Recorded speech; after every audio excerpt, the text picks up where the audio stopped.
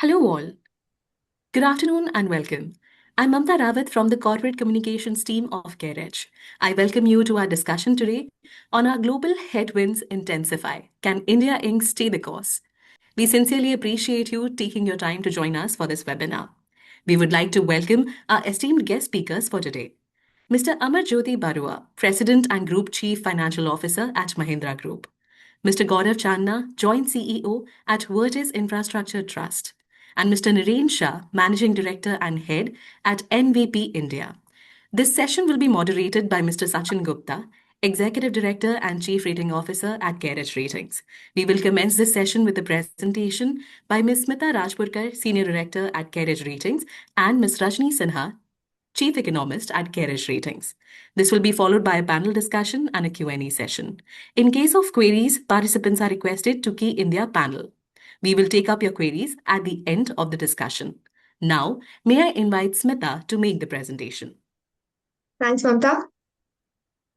Hello, everyone, and a warm welcome to CareEdge Ratings webinar on credit quality assessment for the half year ended March 26.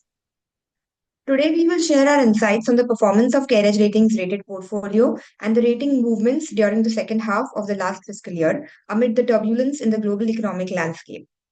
Let's begin with the highlights of today's presentation.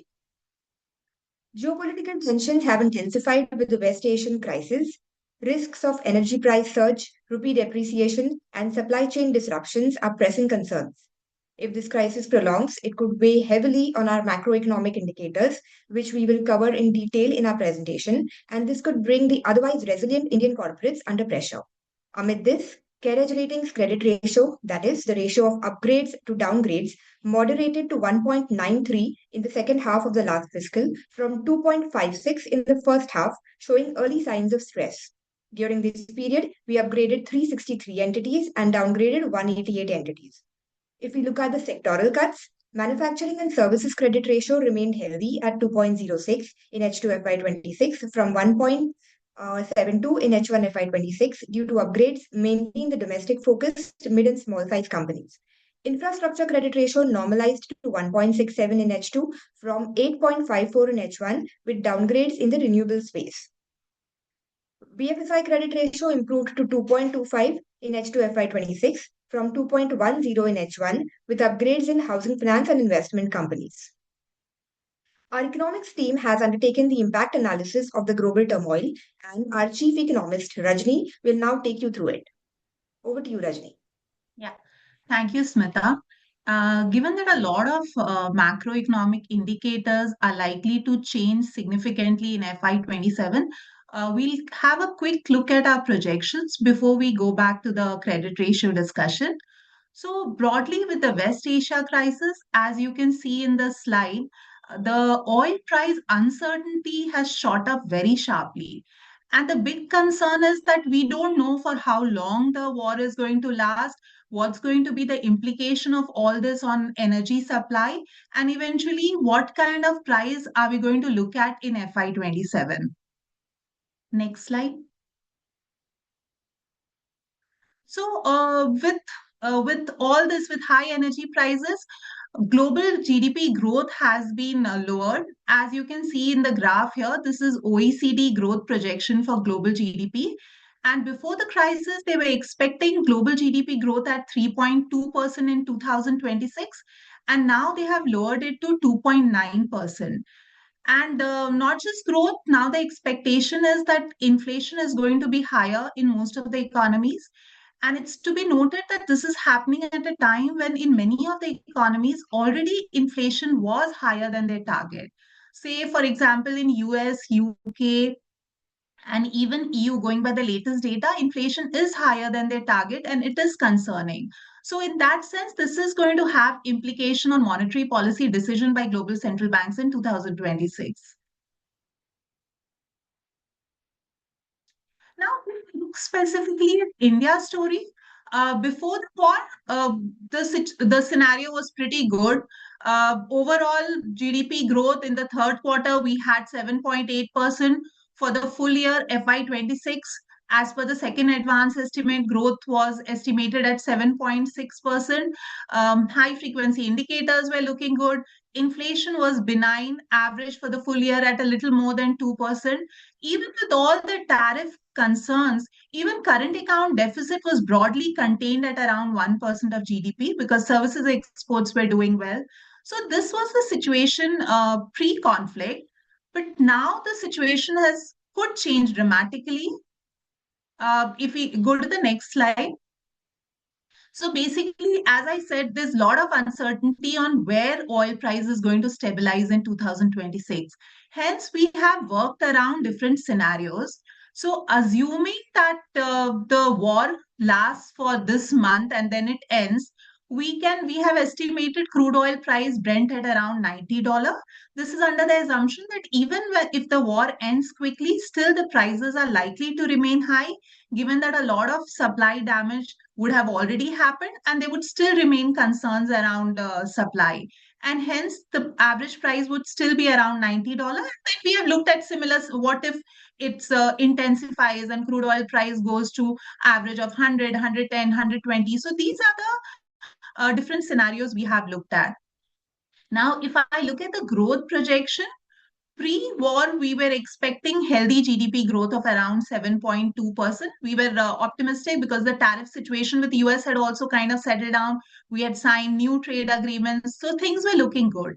But now the concern is not just on high prices, but there's also concern on supply, on availability of a lot of energy components. So in such a scenario, we feel that GDP growth could fall to around 6.7% in our base case scenario. And in the worst case scenario, it can go below 6%. Now, if I look at inflation, inflation pre-war, we were expecting average of around 4.3%. Now, with the war situation, as you can see in the base case scenario, we are expecting it to increase to around 4.6% or so. It's not a very significant increase because we expect that the increase in energy prices, the burden will be shared by OMCs and by the government also. Hence, if the price averages around $90, the increase in inflation would to that extent be limited. But if it goes higher, then obviously inflationary pressure will rise much more. So it can go above 6% in case the price averages, extreme case of global crude oil averaging $120. Now, if we look at the external sector specifically, external sector is going to get hit in through many channels. Not just are we going to look at much higher import bill, but even our exports to some extent will get impacted because around 15% of our merchandise exports goes to the West Asia region. So that will get impacted. Moreover, a large part of our remittances come from West Asia. So of the $130 billion that we had got last year, around 38% comes from West Asia. So that could also get impacted in this war scenario. So hence we are expecting our current account deficit to kind of double from what we were estimating earlier. So pre-war, we were estimating CAD at around 1% of GDP. But now we feel that even in the base case scenario, CAD can be as high as 2.1% of GDP. Next slide. Now, the concerning aspect is that the CAD is widening at a time when we were already concerned about weak capital flows coming into the market. So if you see FII, we were already seeing outflows. And in the month of March, actually, there has been very sharp FII outflows. $13 billion we have seen going out of the market. So overall for this year, FY26, $16 billion of outflows we have seen. If you look at the second graph, FDI also has been very weak. Specifically, if you look at net FDI flows, which takes after taking into account the repatriation and FDI outflows from India, the net FDI flow in FY25 and 26 has been less than $1 billion. So definitely the concerning aspect is that here we are looking at widening of current account deficit and at a time when capital flows are also weak, which implies that there's going to be stress on balance of payment. Rupee, now if you look at the market variables, rupee has already seen a lot of weakening that has been happening, specifically in the last 1 month. But we feel that if there is an early end to the war, and in our base case scenario, we can see some appreciation of rupee from these levels. So we are expecting for the full year average rupee to be around 92, 93 in our base case scenario. This is mainly because rupee has already weakened quite a lot. Even before the war situation, rupee was already weakening. And even on FII flows terms, there's already been a lot of outflows that have happened. So if things improve from here, we could see some improvement on that front. Hence, we expect that average rupee could be in the range of 92, 93 in the base case scenario. But yes, if the situation aggravates, we can see further sharp weakening of rupee. Again, GSEC yield. GSEC yields, we are expecting in our base case scenario, yields to be around 6.8 to 6.9. Again, yields had also, GSEC yields were also already under pressure even before the war because of high borrowing. So we do not expect further strong upward pressure on GSEC yields. But yes, in case Brent crude oil is at a higher level, we could see further rise in GSEC yields. Broadly, on GSEC yields, we are concerned not just about inflation, but there will also be pressure on government finances. We are expecting that the fiscal burden of the war could be around 0.5% of GDP. Here, we are taking into account higher fertilizer and fuel subsidy, and also some cut on the revenue front. For instance, we have already seen cut in excise duty, and otherwise also we can see moderation in tax revenue collection. So on a net basis, we are expecting an impact of around 0.5% of GDP, which implies that if the government looks at fiscal consolidation, we could see some reduction in capital expenditure going forward. Next slide. So yeah, just to summarize, in our base case, we are expecting crude to average $90 in FY27 and GDP growth of around 6.7%, in CPI inflation at around 4.6%, CAD at around 2.1% of GDP, fiscal burden at around 0.5% of GDP. RBI, we do not expect RBI to cut rates in the upcoming policy. I think they are going to wait and watch. And like I mentioned, at least in the near term, the inflationary concerns are somewhat limited because the burden is going to be shared by government and OMCs also. So we expect a pause, no change in the upcoming meeting. So that's it on the economy side. Over to you, Smita. Thanks for the interesting insights, Rajni. Having seen the macro impact of the crisis, we will now take you through our analysis of the sectors to be impacted by the ongoing global crisis situation. Our studied the impact of the crisis on individual sectors and placed them in this risk resilience matrix, as you can see. The x-axis represents the impact on the sectoral companies, covering impact on their operations, profitability, cash flows, etc. And the most vulnerable sectors are bucketed in the high impact category. The y-axis depicts the resilience in terms of ability to absorb the risks due to inherent risk appetite of the sector, like ability to pass on price hikes, structural importance of the sectors, basically whether it is a priority sector, the balance sheet strengths, or parentage. Our analysis of these sectors can be seen in detail in the report that we will be publishing just after this webinar. I will now just take you through a few of the sectors. So the sectors which we see to be most hit are placed in the red box to the top right of the grid. In our view, airlines, petrochemicals, ceramics, and glass are the most vulnerable sectors. Airlines are hit by the double whammy of high ATF prices and rupee depreciation affecting lease costs. Petrochemicals, ceramics, and glass, due to their heavy dependence on crude and gas, face feedstock supply and price hike pressures. Other major sectors under pressure are fertilizers and oil marketing companies. Fertilizers depend heavily on gas imports from the Middle East, but the subsidy support cushions profitability.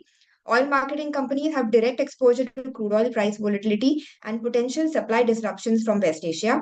Nevertheless, ability to pass on price changes and strong government backing provide partial cushion. Thus, though the OMCs and fertilizer companies are highly impacted, they are resilient considering their structural importance and priority. Sectors where we see having a moderate impact are gas distribution, cement, auto, specialty chemicals, etc. Gas distribution, having a reliance on import LNG, exposes the sector to supply constraints, while margins remain relatively cushioned, sustaining gas competitiveness. Looking at cement, the sharp coal price spikes are pressuring costs, while players in the construction sector having order book exposure in the Middle East will face a revenue hit. Sectors which are having the least impact and are highly resilient are upstream oil and gas, thermal and renewable power, pharmaceuticals, and shipping because of the domestic focus, essential nature, and reasonably good ability to pass on the high input prices. While we are hearing some positive news coming from the West, the situation is still uncertain, and an extension in the conflict can have far reaching effects on various sectors, and we will have to wait and watch. Let us now move on to our topic of discussion today, that is credit quality assessment of our rated portfolio in the second half of FY26. This chart shows the trend of CareEdge Ratings credit ratio over the last 10 years. Credit ratio is the ratio of upgrades to downgrades in the portfolio reviewed during the particular half year. CareEdge Ratings credit ratio for H2 FY26 moderated to 1.93 from 2.56 in H1. While the ratio remains above the 10-year average of 1.55, the moderation suggests early signs of stress amid a challenging environment. Having said that, we also have to note that the credit ratio of 1.93 reflects the rating actions taken by us in the past 6 months from October 25 to March 26, and the West Asia crisis has only started towards the end of February 26, and thus the impact was only seen in the last month. Let's now give a closer look into how the credit ratio has evolved over various portfolio segments. This chart depicts the credit ratio trend lines for our investment grade and below investment grade or sub-investment grade entities. The investment grade entities are entities enjoying ratings of CARE BBB minus and above. The investment grade portfolio witnessed a moderation in credit ratio in H2, declining from 2.83 in H1 to 1.96 in H2, stemming mainly from high downgrades in the mid-sized companies. The below investment grade portfolio remained largely stable, with the credit ratio easing marginally from 1.97 to 1.83 in H2. Thus, we can see that the strong resilience demonstrated by the investment grade portfolio in the last 3.5 years is tapering a bit, with a gap between the investment grade and below investment grade credit ratio narrowing down. Here we can see the percentage of upgrades and downgrades to the total rating actions over the years. In H2 FY26, the pace of upgrades moderated from earlier peaks while the downgrade rate remained contained. Overall, the portfolio has remained stable with 80% of the ratings being reaffirmed. This slide shows the trend in aggregate overall gearing, that is, the ratio of total debt to equity, based on an aggregate analysis of around 8,000 entities, excluding BFSI entities, over the past decade. We can clearly see that the gearing has consistently been on a downward trajectory and has moved from over 1x 10 years back to 0.5x in the latest audited balance sheets. This clearly signals that Indian corporates have demonstrated a low appetite towards debt over the years and maintained leaner and more resilient balance sheets.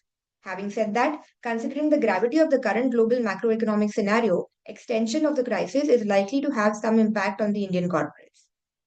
Let us now look at the sectoral trends in the credit ratio.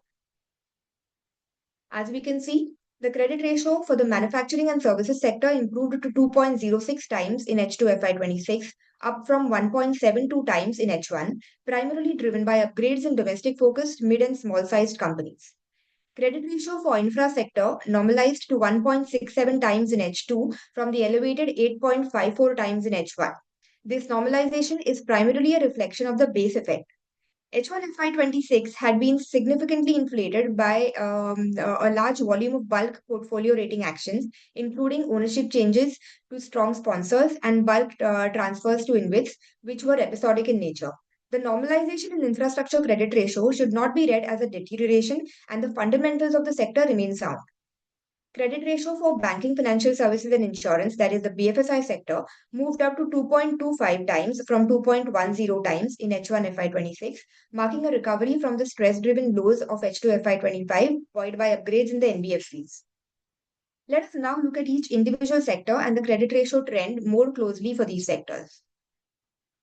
Starting with the manufacturing and services, which accounts for the highest proportion of rating actions, that is around 67% of the rated portfolio, and thus has the highest bearing on the credit ratio. Credit ratio of the manufacturing services sector during H2 FY26 continued to remain healthy at 2.06, primarily driven by upgrades in domestic focused mid and small sized companies. Going forward, the upgrade momentum during H1 could moderate considering the geopolitical upheavals that the Indian corporate sector has been witnessing in past few months. However, corporate India's deleveraged balance sheets and strong parentage can provide some cushion. Also, rupee depreciation can prove beneficial to some exporting sectors. This slide shows the upgrades and downgrades proportion of the various manufacturing services sectors in H2. While upgrades were pretty broad-based during H2 FY26, some of the key sectors driving them were pharmaceuticals, auto ancillaries, and real estate leasing, apart from mid-sized entities in the capital goods segment. Upgrade momentum also continued in key service sectors like hospitality and healthcare.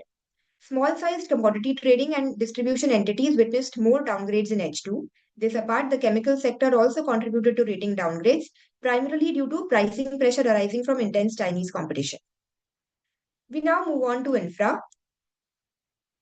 Upgrades in the sector triggered due to commissioning of projects, especially in the road hybrid annuity model segment and renewable power generation space, timely payments from most of the state distribution utilities, and multiple portfolio transactions involving change in ownership to strong sponsors or transfer to InvITs in bulk, enhancing financial flexibility of the assets.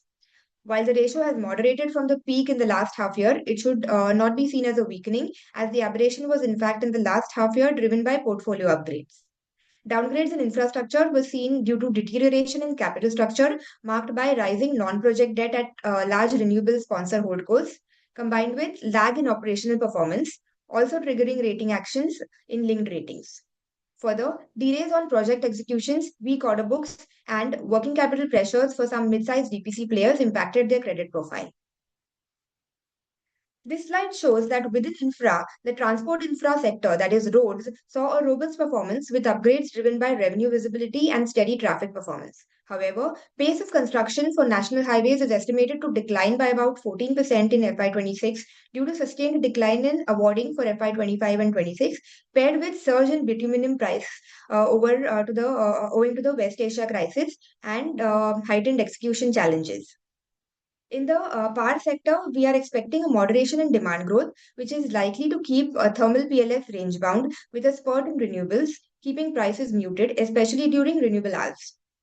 Diversified EPC players in the construction sector will benefit from increased focus on domestic transmission, urban infrastructure, and roads, but players with overseas focus are under cautionary lens. Moving on to the BFSI sector, this sector, in terms of number of rating actions, constitutes the lowest percentage, that is 8%, and hence the sector as such has a low bearing on the overall credit ratio. We saw an uptick in the credit ratio for the BFSI sector in the last 2.5 years, moving up to 2.25 in H2 FY26, mainly due to upgrades in NBFCs driven by continued improvement in financial performance, improved credit profile of the parent, and healthy capital infusions leading to better leverage. Downgrades were largely across NBFCs in the microfinance sector and for smaller NBFCs in below investment grade. Ratings of banks remained largely stable during the period. Banking's credit profile is expected to remain stable given the robust capitalization levels and stable asset quality. Advances growth is expected to remain moderate, while NIMs of banks are expected to witness pressure over the next 2 quarters. Similarly, the outlook is expected to be stable for NBFCs in secured asset classes such as mortgages, vehicles. With this, we come to the end of our presentation, and I will sum up with our view on the outlook going forward. High energy prices coupled with exchange rate uncertainty and geopolitical tensions have clouded growth and inflation outlook. CAD fiscal metrics and yields face pressure, though forex reserves provide a partial buffer. Overall credit quality remains cautious, with credit ratio expected to be range bound in the next year. But a further deepening of the West Asian crisis may reflect in cautious rating actions and hence a possible moderation in the credit outlook. Nevertheless, balance sheet strength, project commissioning, and robust BFSI fundamentals continue to provide some relief in the near term.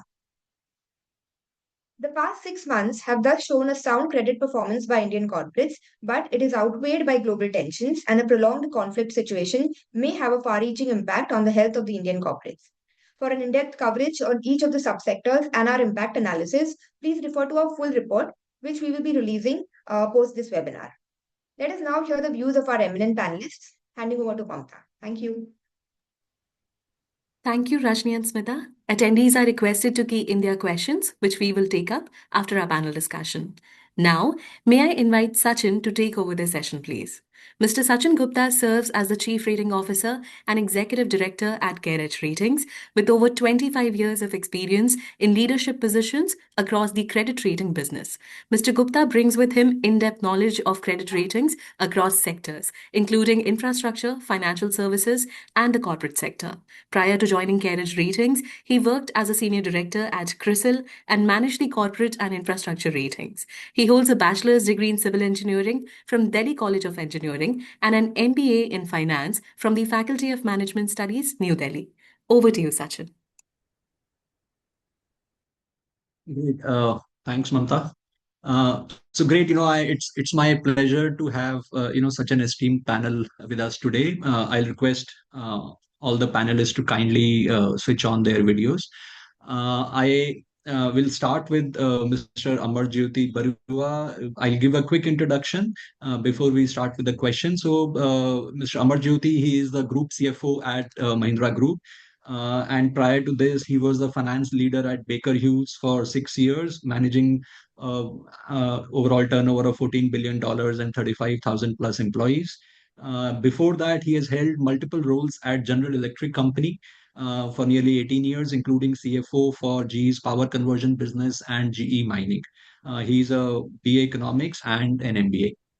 Very warm welcome, Amarjyoti. Thank you, Sachin, so much for having Then me. I have with us Mr. Gaurav Chandana, who is. Yeah. Sorry, Sachin, not Then able I to have put with on the me video. Gaurav Chandana, who is the joint CEO at Vertis Infrastructure Trust.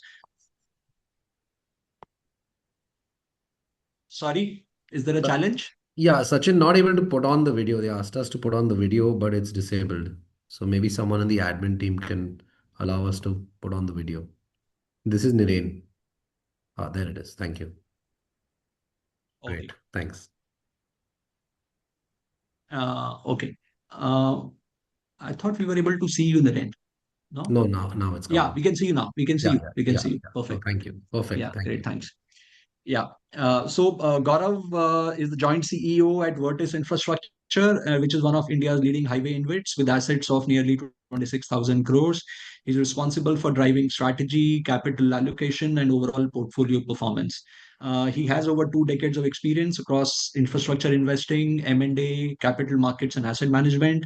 Before this, he has held leadership roles at Piramal Capital and IDFC Capital. A very warm welcome, Gaurav. Finally, we have with us Thanks for Mr. having us Naren here, and Shah. thanks He for the is the entire managing team. director. He is, yeah, pleasure. Uh, Mr. Naren Shah is the managing director and the head of Norwest India. He has more than 30 years of investing, entrepreneurial and investment banking experience. His past and current investments in the financial sector include Kotak, Chola, Shriram City, NSE, ING Vysya, IndusInd, Ratnakar, and Five Star Finance. Apart from that, currently they are holding SK Finance, Veritas, Mintify. So the list is long: Oxiso Finance, Umeed Housing, IKF Finance. He's also been part of investments in leading Indian companies, including Swiggy and Off Business. Naren was the co-founder at Bazi.com. Some of you will remember that. It was India's largest e-commerce marketplace at that point of time. Finally, it was acquired by eBay. He is a rank holder, CA, and an NCOM gold medalist from University of Mumbai. So with that, we have introduced our panel. Once again, a very warm welcome. Let me start first of all with Mr. Amar Jyoti, from Mahindra. The thing is that, and obviously we can't have questions, outside of, to start with, outside of the current thing, which is top of our mind, which is the whole West Asian crisis. The question is that, from an auto sector perspective, how do you think that the ecosystem of your MSME supplier base, how vulnerable are the OEMs to that? Because large companies generally are able to manage with their strong balance sheets, with their relationships, etc. But there is generally a challenge in the MSME space, and those kind of count for a large supplier base for you. So how is that panning out, and is that an area of concern for you? Sure. So let me start with just breaking out where the impact is likely to come from. right? The obvious one that everybody keeps talking about is just shortage of gas. But there are some other impacts as well that are worth just delving more into. So let's start with gas. Gas is used in multiple applications in the auto sector. Anything that requires heat application effectively, that includes forgings, castings, etc., but also includes paint shops. There is a usage of gas, and there are multiple ways in which you can get gas. You can get through natural gas, mostly piped, or you can get LPG, which is a whole separate type of fuel from LNG. So that's important to understand.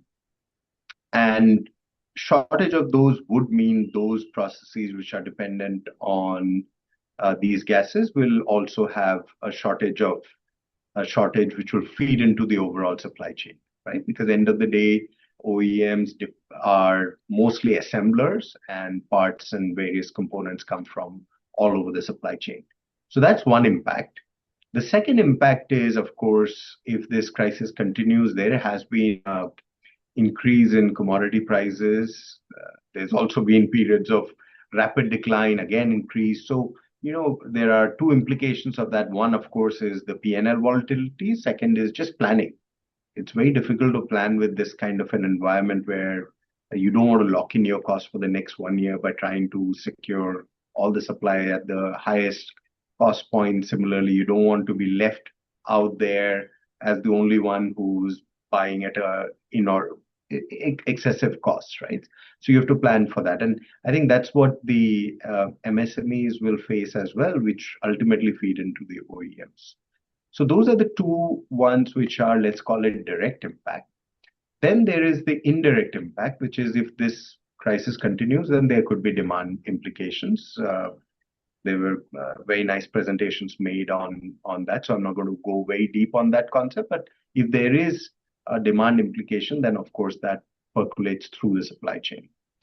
Now, this is the spectrum of impacts you can have. Talking about where are we today, so far the impact has been felt more at a smaller scale, mostly on things like LPG availability for canteens in the small suppliers where workers depend on the food that they get, the lunch that they get. And, many, when you're not able to do that, then many choose not to work or, stay back at home, and that creates temporary disruptions.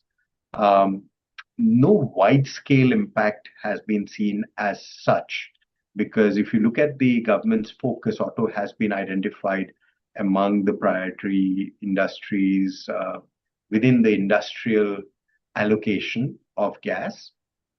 So, so far, March was good. April overall looks like it's manageable. We'll have to continue seeing what the implications could be beyond that, right? So it's also a difficult environment to talk longer term. And then the demand is the one that I think we have to really watch.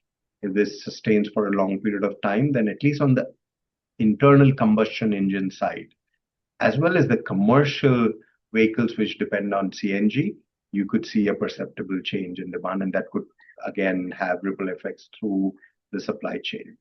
So that's how so just to sum it all up, right now MSMEs are facing, let's call it still manageable disruptions.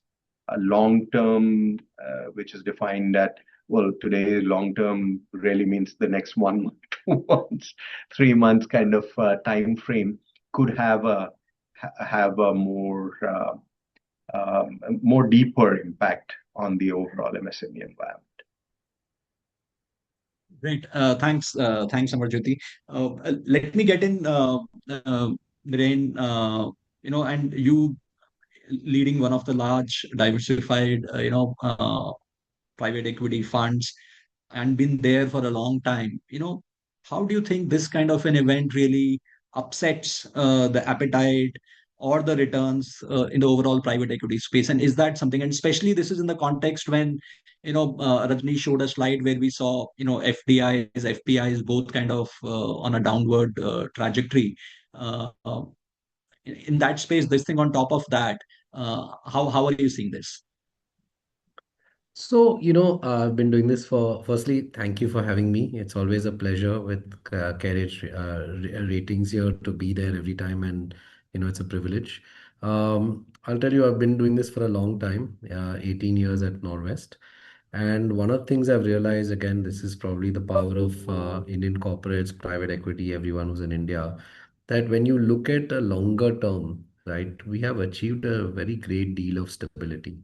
So my 2 cents in some of these things is that there are going to be two types of firms in our space. Those which create or get into a little bit of panic. And instead, I think we prefer to be in the second bucket, which is those which see this as an opportunity, right? And saying that, look, there are very good companies. Some of them, are finally willing to transact because they may need some buffer or whatever else. So, on the whole, India is an emerging market, right? And we've had our own share of, the demons, one, two, three, or in the past we had, in the financial space, we had, COVID 1, 2, 3, and we had demon and we had ILFS. So I think the country is resilient. My 2 cents after 18 years is that in the short term, things always look quite bleak. And yes, it will take 2, 3 quarters to recover. So let's be realistic about that. So wherever required, we help our companies in those times. But again, in the long term, you get back. Now, what does this do to us? We are going through a very nice patch in the country. And as your presentation showed, things were looking really very good. And every now and then something comes up, globally, locally, whatever it is. So that's normal, but also abnormal in its own way. So that definitely hits your, when you're kind of going in a very smooth way, this creates road bumps. The journey becomes a little more painful. In terms of FDI, one thing I will mention is that actually I think private equity is more positive than ever because the net FDI has gone down not because FDI is declining. It's because all of us private equity have had a lot of exits after a long time. Exits. So Correct. once you have exits, it may look bad. It's actually double better, right? It's like saying that, hey, finally the markets for all the global funds, everyone is like, okay, India delivers great exits. Let's all double and triple down, right? So my 2 cents is while, FPI I can understand, or rather I don't know the why behind it, but I see the data. On the FDI side, when I talk to a lot of my colleague private equity heads, people are very bullish on the long-term future of India. And in fact, I'm seeing a lot of interest also in the industrial segments and segments which are previously, I would say, not well covered by global and Indian firms alike. So that I think is almost a very positive space, even in the last year, though the data shows net, negative. It almost shows that Got it. all this Got it. makes sense, right? Yeah. So I think that overall, I would say that since we are long-term investors, we look at 5 to 10 years. Overall, we are just saying that, look, this hopefully is a very short-term phenomena, but even if it goes on for 1 or 2 quarters or 3 quarters, it will hurt, and no doubt your data showed that. But at the same point of time, I think the long-term future of our country is not, at stake here. We continue to Got be it. very Great. positive. Thanks, Naren. Yeah. Yeah. Perfect. I think great confidence boosting comments on both India's resilience, stability, and also the point that you made on, exits. Maybe there is in creating more dry powder and maybe doubling and tripling of the investment, and that's a key message I take. Hopefully that we will see, and we will see the end of the war and have these more investments coming. I'll get in Gaurav from Vertis. In terms of, when we look at the various sectors, and I don't think you would have seen roads as in that chart, where we had the sectors impacted. So obviously, yes, to some extent, bitumen is going to be impacted there. But otherwise, you manage a large portfolio. Is your sleep getting disturbed on any of the factor which will impact the road sector in the current situation? First of all, Sachin, thanks for having me on this webinar, and also thanks for the Care Ratings team to put up a very good macro presentation, giving all of us a good perspective of what's happening on the rating side and other aspects as well. Now, of course, the question which we have raised is a very, very pertinent question. I would not say that we are losing sleep on that, but of course, that is definitely being discussed in our boards, etc. So essentially, what we see that if this conflict persists and the current situation worsens further, there would definitely be two level of impacts. One, which we have already started witnessing, is the increase in bitumen prices. So compared to February, they've already shot up by anywhere between 20 to 40%. Now, of course, for people like us who largely run operating portfolios, the impact is far lesser compared to the developer community. So for us, typically, maintenance expenses or bitumen expenses are anywhere between 7 to 10% of the revenue on an annualized basis. So even if Bitcoin prices remain at current levels, the elevated levels which we have currently, the impact is not so significant for us to be really worried about. But of course, what does it impact is all the under construction projects because there potentially the cost overruns could be anywhere between, let's say, 20 to 30%, which is a very, very significant number. And this happens to be typically more than the margins you'll be earning on an under construction project. So definitely there could be a risk of project delays, etc.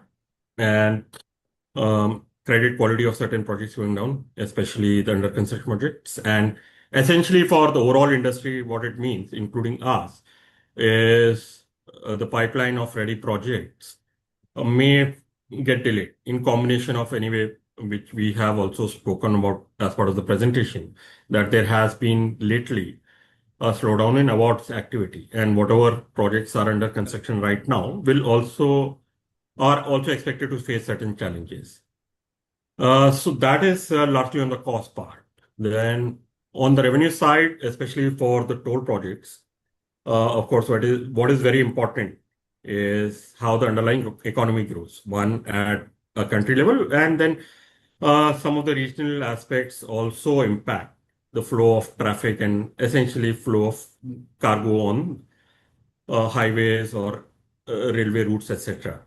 So while so far, I would say that I don't think we have seen any of significant impact on any of the high frequency indicators, whether it is commercial vehicle sales, passenger vehicle sales, or electricity consumption. But there are distresses in pockets, especially areas which are heavy on industries which are dependent on crude or gas. Tiles, fertilizers, etc., they are already witnessing some kind of an impact. So those geographies or those territories could potentially have immediate impact. But of course, if the issues persist for a longer time, uh, there could be challenges even on government finances, which means, and especially if the prices are not to be passed on to the end customer, ultimately government balance sheets would be under stress, which could potentially mean that the capital being spent on infrastructure and other areas which have a compounding effect or a multiplier effect on the overall economy could also slow down a bit. And those second order impacts could potentially play out. Hopefully, of course, all of us would like to believe that the conflict gets resolved pretty soon and we basically are prevented from seeing any long-term impacts of Got it. this Got it. on the Got it. country. Great. Thanks, Gaurav. Amarjyoti, you mentioned in your earlier answer about how EVs in some ways are, protected from the current situation. And Mahindra is a large player and a very active player in launching vehicles in the EV space. Do you think the current, or are you seeing any early signals of this becoming, some kind of a structural catalyst for the growth of EV adoption in India? Uh, but I think the general sense would be at least starting with the fleet owners. And I'm not necessarily talking about Mahindra here, right? Because our focus is different. Talking about electrification in general. Fleet owners will definitely now like to have the optionality of at least some portion of their fleet being electrified, which should be very good for the industry. See, once you have the baseline in place for electrification, then the ramp up gets to be pretty good after that.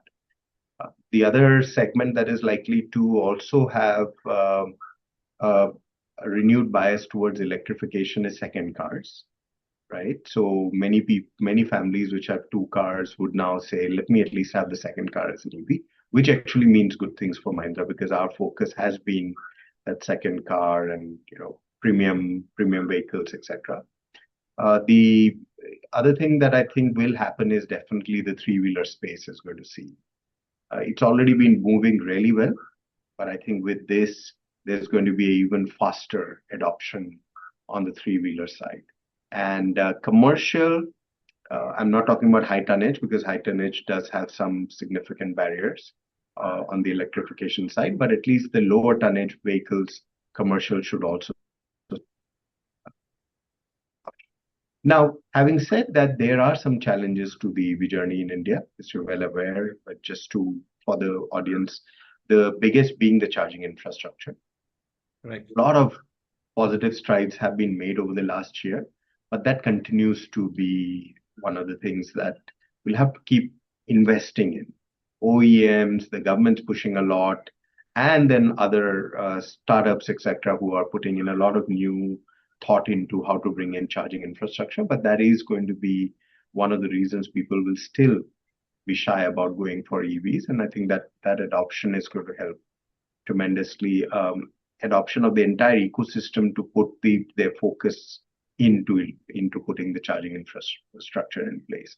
Fast charging is getting better by the day. I just read somewhere that there's a new technology which could even make it a 7-minute charge versus the 20-minute fast charge to 80% today, right? So that's like literally even if you go into a petrol pump today, that's the amount of time it takes you anyways. So those are some of the things that will drive anyways stronger adoption of electrification across vehicles. Got it. Great. Thanks. And that's kind of one kind of a shining light in this current overall a little bit of a gloom scenario that at least this industry should have, and it is an industry which has to grow. It just the timing is where the question is, and we are also hopeful that it will be kind of accelerated with this event. Niren, in your introduction, I had shared that there are a large number of BFSI entities that you have invested in. BFSI sector at an aggregate level we see has been very, very benign, especially with large NBFCs and banks both having improved credit quality. Last year we did see, however, or in fact for almost 5-6 quarters, a fair bit of stress on the MFIs and on the unsecured personal loan. That, to our understanding, has not really further extended to other sectors of NBFCs. But what is your sense? I keep hearing there's an improvement, but you obviously have a better inside view. How are you seeing it playing out in the near future? So we have a large secured portfolio. So whether it's CVs, HFCs, or MSME, but secured, fully secured. So I would say that so far, right, HFCs and CVs were not impacted much. You don't know what will happen now with the whole CV thing if transportation gets affected. Maybe that end user is having issues in because goods are not going out. I mean, those could create some temporary issues. MSMEs had been, when I'm talking about MSMEs, I'm talking about very small ticket MSMEs. So talking about people who are doing 3 lakhs to 8 lakhs and all that. Some of that had been impacted primarily because I think microfinance and personal loans, there's some overlap and that, and some of that had been impacted. We are seeing in our sort of private company data that is improving quite significantly month after month. So to that extent, again, don't know if end MSMEs start getting impacted by the war and then that creates issues. But as of now, that has been sort of going in the right trajectory and direction. And that's normal credit cycle, which we saw, right? I think in microfinance, again, we have not invested in microfinance because, again, one of our challenges there is that it's unsecured, but also it does not end up being an annuity. It goes up, it comes down, things like that. Having said that, we track it actively. So microfinance has also improved. There's been a little bit of stabilization in the rate of improvement as we see at this point of time, but it is improved, and I think microfinance has moved to larger ticket, etc., and more underwriting, if I may call it that. I think on the personal loan sides, things are almost doing really well. So it's not actually when we're seeing that maybe if a crisis sort of goes through the BFSI spaces sort of almost one after the other. Personal loan had started a year and a half ago. That's completely out of it. Microfinance maybe started a year ago. That's almost getting out of it. Then you can say secured MSME is now in the recovery path. Some of the others, it's not yet touched and hopefully does not need to. But part of it was kind of driven a little bit by MFI and maybe overfunding there, and that hit both sides of personal loan as well as this thing. But that seems to be better. Now, the question you're asking is that overall things were looking much better, things were improving. The question, of course, is that what is the impact of this war? Because there are lots of the MSMEs and lots of these smaller, even like a CV, right? A truck, an SRTO, and they will say that, look, if their loads go down because of supply disruptions, which we covered in your presentation early on from CareEdge, then does that hurt them, and then how vulnerable are they, right? So those are some of the questions. I still feel that if we are able to assume that, or if we are able to go with sort of my standing prediction, I should call punt, actually, was that April 30th will be done for many reasons. But if that continues, I think that things will wobble a little bit, but will come back nicely. If this goes on for 3, 4, 5 months, my Right. sense is that the sector will have impact. Great. Got it. I think we've also been kind of cautious and wary of NBFCs, but I think the overall credit discipline that we have seen through the down cycles, it's improved. I mean, you've been 18 years, and you would have seen these cycles. There was a time when people will just default, Yeah. right? And then they will say, "Dekhte hain." But now those kind of just cursory defaults are not happening, and only the genuine people who don't have any money and any wherewithal. So that's kind of true both for corporates and for retail borrowers, and that's, I think, a big change in Indian If I overall can, credit. if I can add that, see, defaults due to fraud and all may still happen, but Yes, thanks to people like you and people like us, right, capital adequacy is very high. So what correct, happens is that you're not levered up. Earlier, HFCs used to easily go to 10 times and all that. You're not levered to that extent, and therefore the risk is mitigated. I think correct, quality of good teams and the ability, like, to bolster that also is very much there. So I think the mark, I mean, definitely from 10 years ago, it's a very, very different market. very different. And Right, I feel quite positive overall on NBFCs, especially once rates also start getting cut, which has obviously correct. got delayed because of this war. You will see that a lot of fixed rate asset side NBFCs get this extra pop because Yeah, there's a rate cut, right? So got it. Great. Gaurav, and let's move away from the war. We have kind of been a little bit on the negative thing, but you guys run infrastructure business, which is very closely related to regulation, the governments, the bureaucracy, and all that. And one of the problems that people say is the whole ease of doing business. That's not as good in India as it should be. So what is your reading? And I'm just, as we were discussing, say, for NBFCs, how things have improved. How do you think the ease of doing business, are we at the level where private sector, or rather say private equity funded kind of investors, are very comfortable owning these assets and running them for a long duration of period? What's your take on that? Sure, Sachin. So let me answer this by first putting some stats across. So as of today, I would say there's around 20-25 odd billion-dollar invested into the India infrastructure space by global pension funds and global infrastructure funds. So if I would like to say, if ease of doing business was really a concern, or that was a roadblock, such kind of capital would not have been attracted by the industry.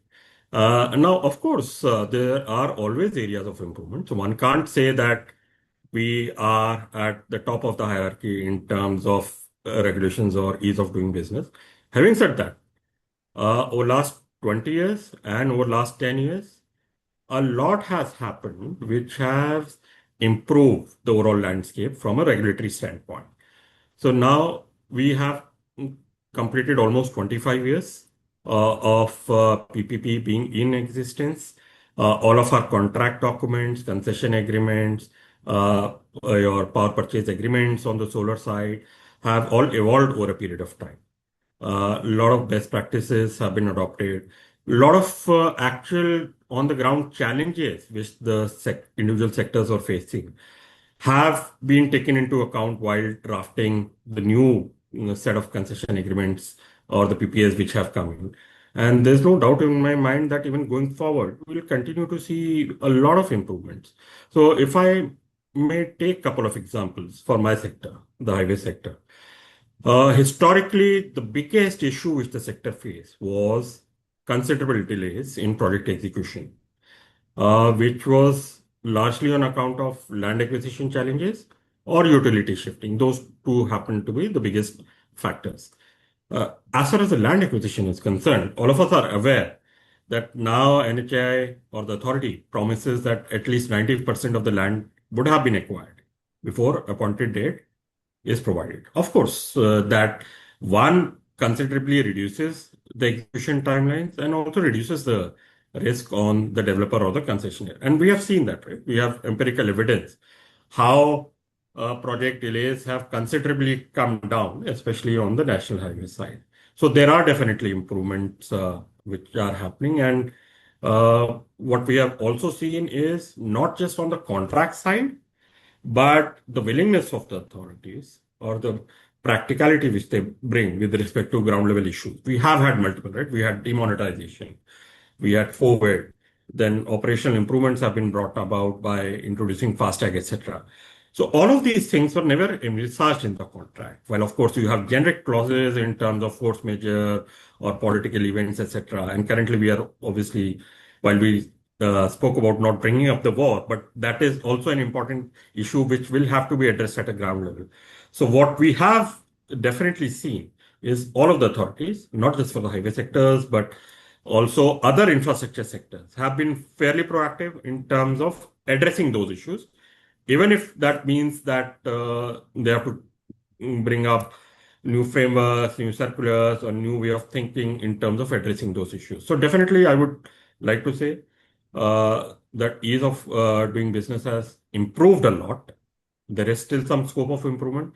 And clearly, the way capital has come into the sector reflects that there are positive changes. In fact, so much so that today I would say that almost 90% of the toll road assets in India, which are not with NHAI any longer, are funded by either domestic capital at InvITs level or largely by foreign capital. So that is definitely proof of the pudding in terms of comfort we have. Certainly a very good proof. Thanks, Gaurav. Amarjyoti, you as a group CFO, of one of the largest business groups in the country, and you have wide presence across multiple industries. AI is something which has been, really at top of the mind for everyone. I'm sure it's there, all the boards. Everyone is asking questions. I don't know if people have the right answers or some answers which are satisfying them. But and it's a huge topic. We can have a full webinar on this. But if there are some things that concern you the most on in terms of implementation of AI or the fear of AI, and what gives you more kind of excitement, as to how AI can be used. So maybe if you can give one or two examples on, what is concerning and what is exciting, that will kind of, give us some inside view. Sure.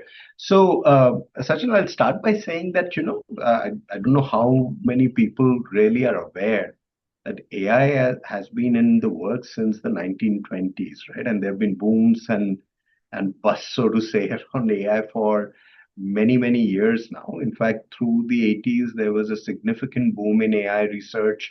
Then there was what is called as the AI winter. Then it picked up. What is different this time is the whole Gen AI and how accessible it has become. So this time, more than ever, this feels, and I really strongly believe is real. And we're seeing some across the group today demonstrate that this is going to be a significant shift in the way we operate. I'll give you a perfect example. We've all heard of agents now operating in call centers. Um, it's reached a level where you can set the tone of your agent as well. So you can have an agent which is empathetic. So if they call up and it's a collections call and somebody says, I'm at a hospital, the agent will actually not push for collections and will say, we hope, we wish that you recover well, or we that your hospital is, and then drop the call. I mean, this is at a whole different level, right? So I think the first things first, this is a massive, massive change. And with every change there, to your point, there will be opportunity and there will be risk. The opportunity is in embracing it and finding newer and newer ways to operate. I always love to compare the current in AI and the what's happening, what happened in the manufacturing floor, right? You went away from being heavily dependent on skills to de-skilling of many processes within the manufacturing flow. So in some ways, AI is going to do that. It is going to take away the dependence on skills and it will de-skill processes. Good example is the call center example that I gave. So some people will see that as a big risk because call center jobs may not be as plentiful as they are today. On the other hand, that created an opportunity within the manufacturing floor for higher skills. And so you're going to see the similar kind of, so a lot more focus on customer service will come in now. Instead of just being responsive, you're going to be a lot more proactive because people will have the time to be proactive, and that's an opportunity. And then on the tech, since you talked about the group, we have a very large IT services company in TechM, as you know. We're seeing this as a huge opportunity for TechM because, beyond the AI stack that is getting created, there is a legacy stack as well, which is 5 different layers. And all of that will have to be upgraded to be ready for AI. Then on top of that, you've got the AI products and you've got AI applications that will need to be one developed, then tested and validated that it's working. And in high risk industries in particular, there will be a lot of testing and validation that will be required before somebody's comfortable putting in an AI application or an agent in place. So it's a huge opportunity. It's not going to go away with just a 1-2 years investment cycle. I think this is going to be a decades long investment cycle. And I think it augurs well. I think the one risk that I will highlight is there's a lot of capital flowing into AI right now. And I think you just have, not everybody is going to get the kind of return that some others are going to get. And how much of that lack of return is going to result in some balance sheets feeling the pinch is a more macro kind of risk that we have to all watch out for. So I think CEOs and CFOs will have to be very careful in choosing the investments that we make, because not everything is going to give you a return. And we can't be at the forefront of just jumping into AI for the sake of it because everybody else is.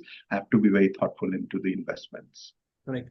So Amar, what I'm getting a sense is that while there is a lot of investment which is happening on the infrastructure in terms of the backend, the LLMs and all that, and which is servers and data centers and all that, which is very capex intensive.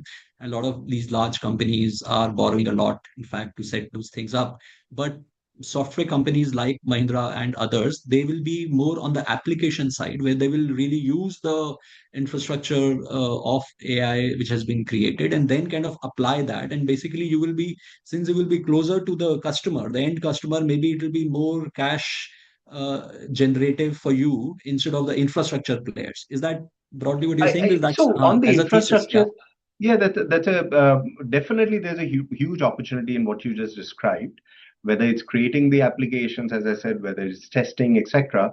But there is a huge opportunity on the infra side for us as well, because we do provide energy. We have a solar business, and so that Right, the right. renewable spaces could be a big answer. especially with battery storage for many of these data centers.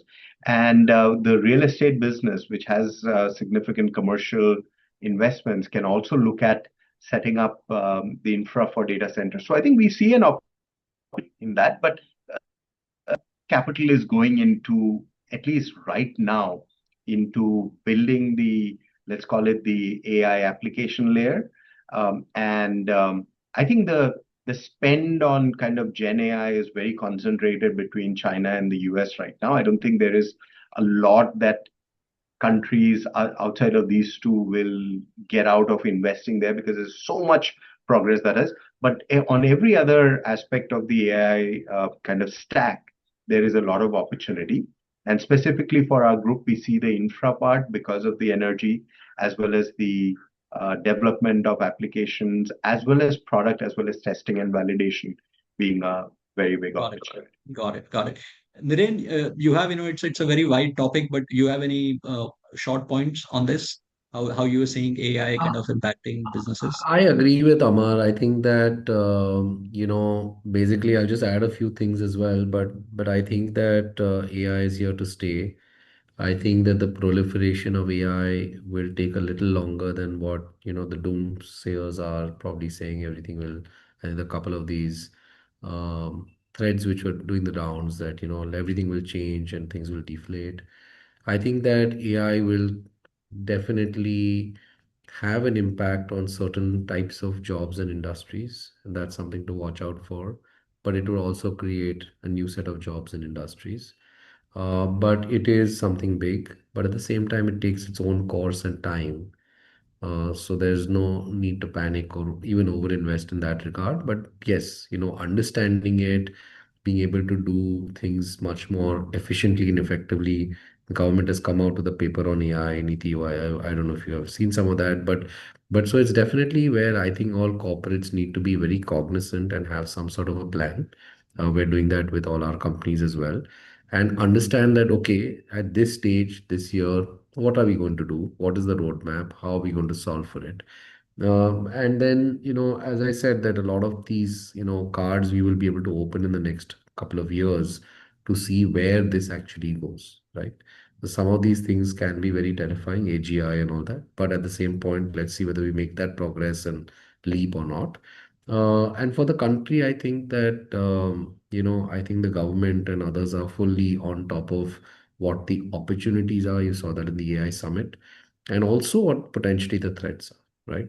So making sure that we create as many jobs as jobs that go away.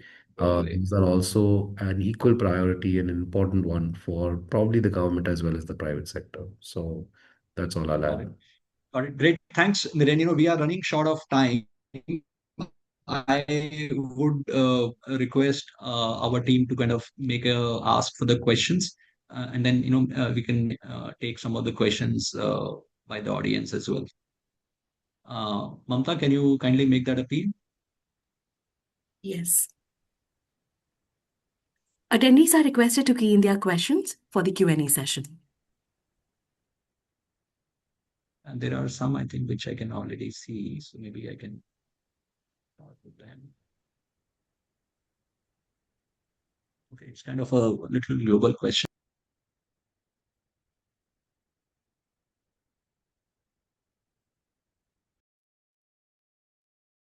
Yeah, there is one question is actually kind of a little global question, pun intended. Is diversification becoming more important than scale in the current global context? Diversification versus scale. I don't know. Naren, can you take this?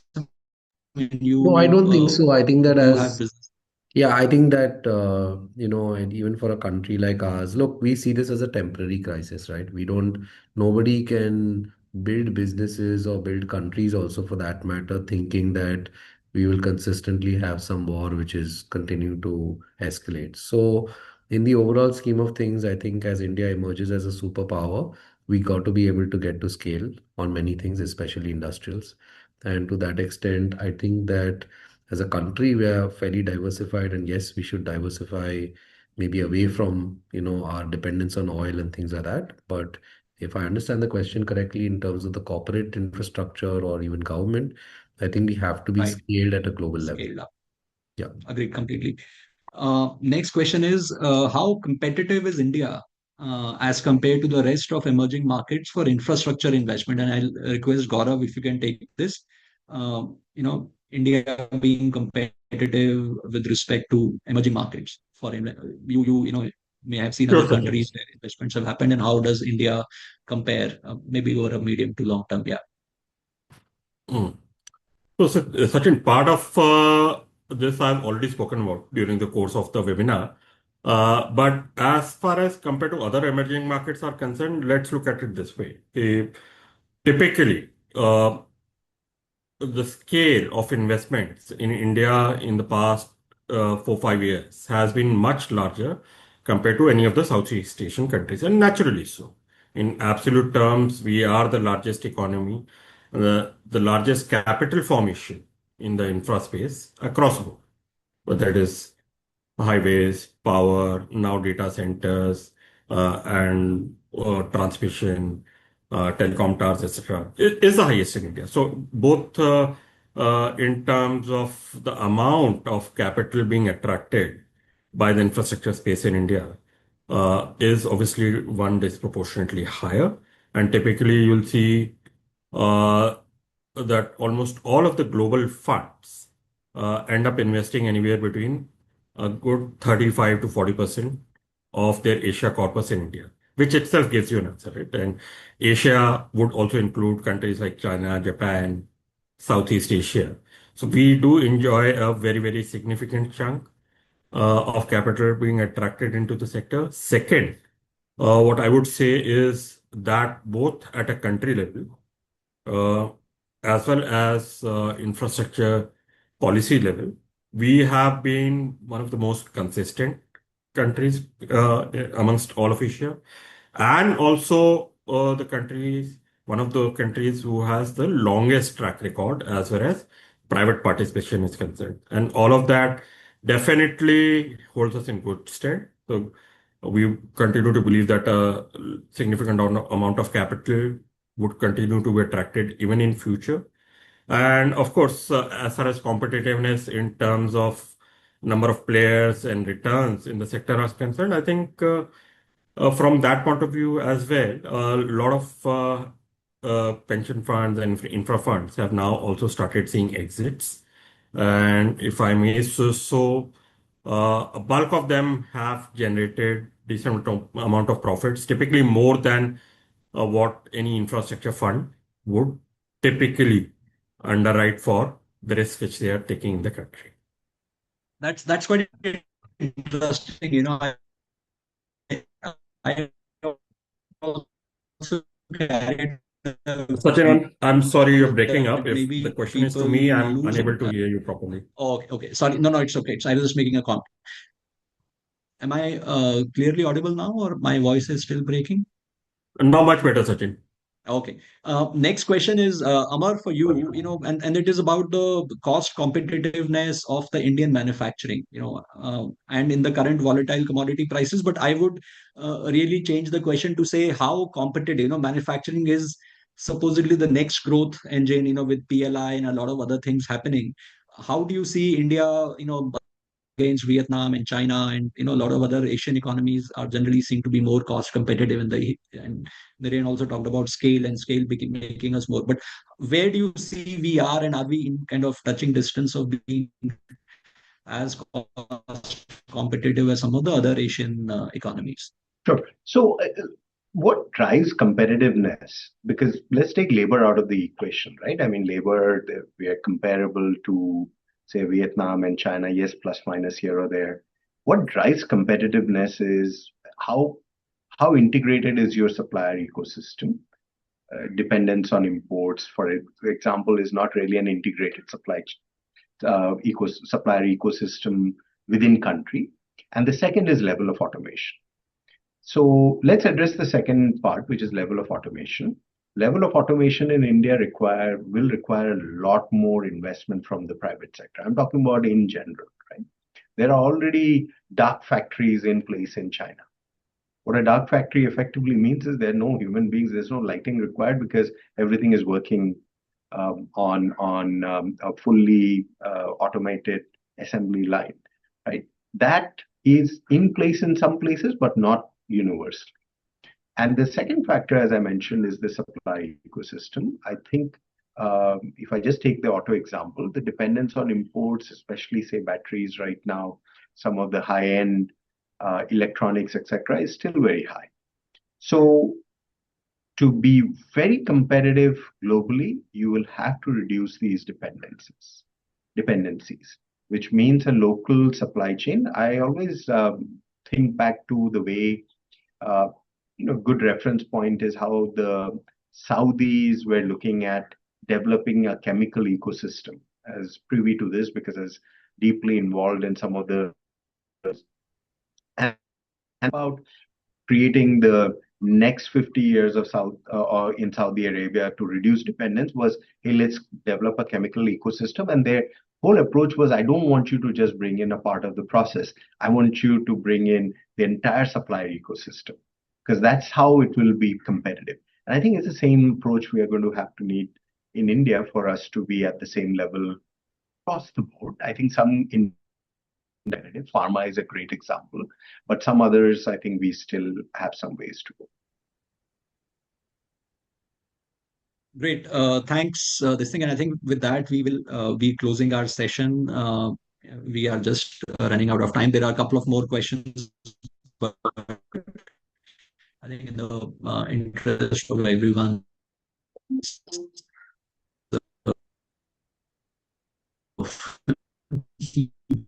busy schedule, I'll have to call it call an end.